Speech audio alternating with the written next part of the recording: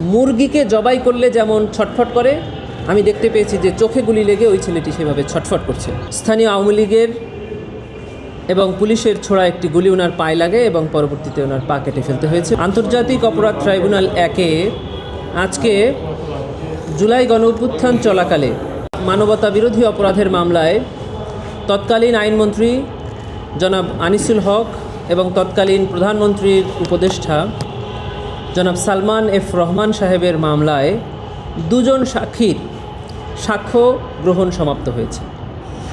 দুজন সাক্ষী ছিলেন মোহাম্মদ ইমরান হোসেন এবং মোহাম্মদ কামাল হাওলাদার।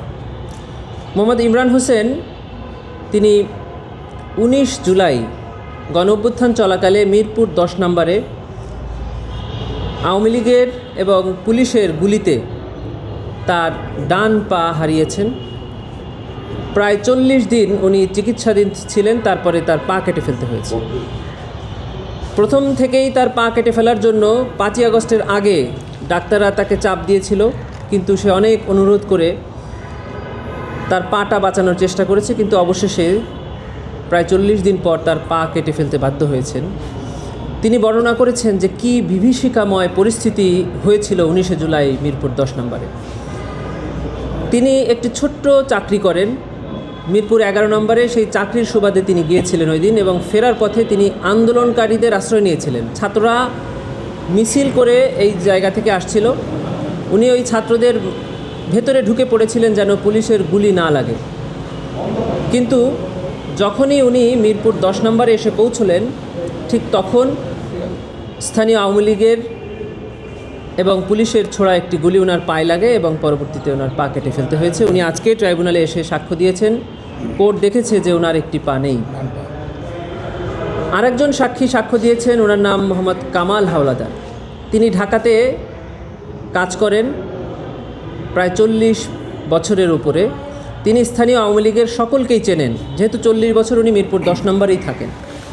তিনি বলেছেন যে সেখানে আওয়ামী লীগের নেতৃবৃন্দরা সরাসরি অস্ত্র হাতে নিয়ে ছাত্র জনতার উপরে গুলি করেছে।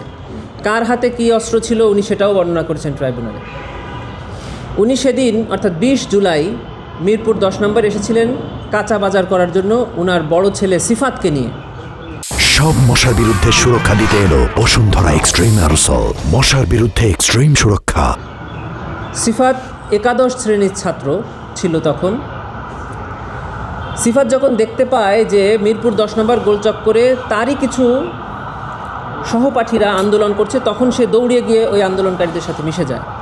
তখন 3 দিক থেকে আওয়ামী লীগের 3টি মিছিল আসে, এবং ওই মিছিলে যারা নেতৃত্ব দিয়েছিল তাদের নাম উনি বলেছেন, এবং তাদের হাতে অস্ত্র ছিল। ওই মিছিল 3টি এই অল্প কয়েকজন আন্দোলনকারী ছাত্রদের লক্ষ্য করে নির্বিচারে গুলি বর্ষণ করে। তার একটি গুলি ওনার সন্তান এই 18 বছর বয়সী সিফাতের মাথায় লেগে ওখানেই সে মারা যায়। উনি দৌড়িয়ে গিয়ে তার ছেলেকে কোলে তুলে নেন এবং মাথায় হাত বুলাতে থাকেন যে গুলিটা কোথায় লাগলো। ঠিক এই মুহূর্তে ওনার হাতের 2টা আঙ্গুল ওনার ছেলে সিফাতের মাথায় ঠিক যেখানে গুলি লেগেছে সেখানে ঢুকে যায়, অর্থাৎ ওনার 2টা আঙ্গুলই মাথার মধ্যে ঢুকে যায়। তাহলে গুলির ছিদ্রতা কত বড় ছিল আমরা সেটা বুঝতে পেরেছি ওনার জবানবন্দি।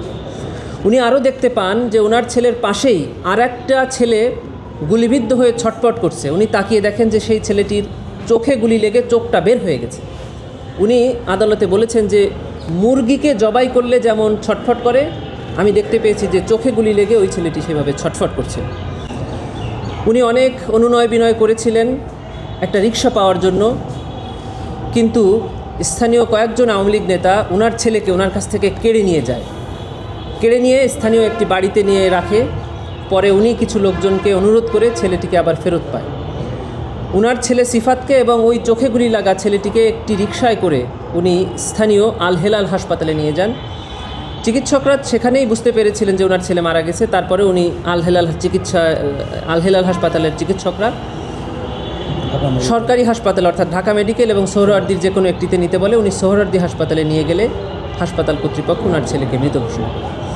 উনি ওনার ছেলেকে একটি সিএনজি যোগে মিরপুর 10 নম্বরে ওনার বাড়িতে নিয়ে আসলে স্থানীয় আওয়ামী লীগের লোকজন তার ছেলেকে জানাজা করতে দেয়নি, গোসলও করাতে দেয়নি।